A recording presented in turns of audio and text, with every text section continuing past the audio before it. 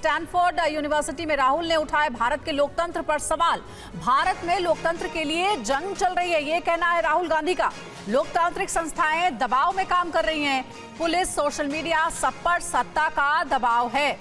राहुल गांधी ने Stanford university में ये बातें कही हैं भारत को लेकर, और एक बार फिर से राहुल बीजेपी के निशाने पर आ गए।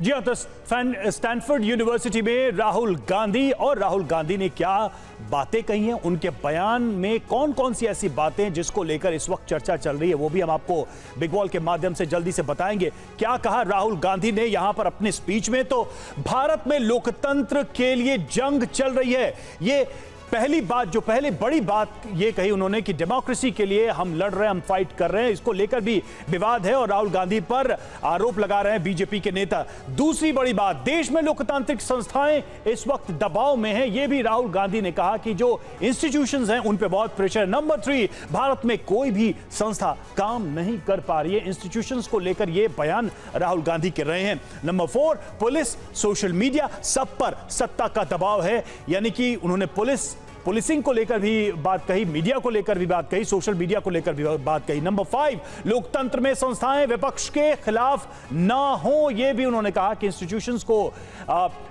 अपोजिशन के खिलाफ नहीं होना चाहिए। नंबर 6, संस्थाएं पूरी तरह से किसी और के हाथ में हैं। तो ये बड़ी बातें रही हैं राहुल गांधी ने जो कुछ कहा उसमें। 7वां, पूरा विपक्ष भारत में संघर्ष कर रहा है, पूरा ऑपोजिशन इस वक्त स्ट्रगल कर रहा है। नंबर 8, 2004 में जो सोचा नहीं था देश में वो हो रहा है। और नंबर 9, सोचा नहीं था कि बोलने पर संसद सदस्यता चली जाएगी, ये कहना है राहुल गांधी का।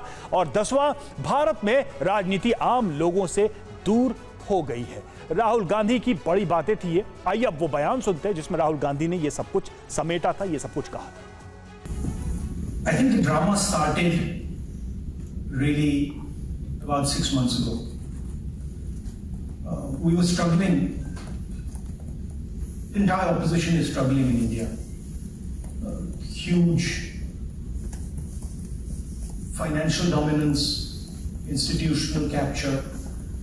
We were struggling to fight the democratic fight in our country. And we decided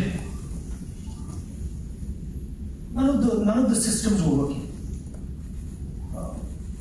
Democracy isn't just about an opposition party.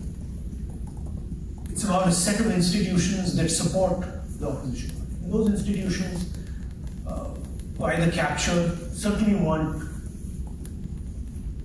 playing the role that they're supposed to play.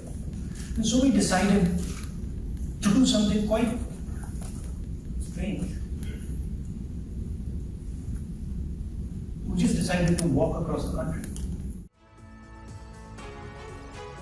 America में राहुल गांधी के दिए बयान पर देश में सियासी पारा हाई है। कांग्रेस और बीजेपी राहुल गांधी के बयान पर आमने सामने आ गए हैं।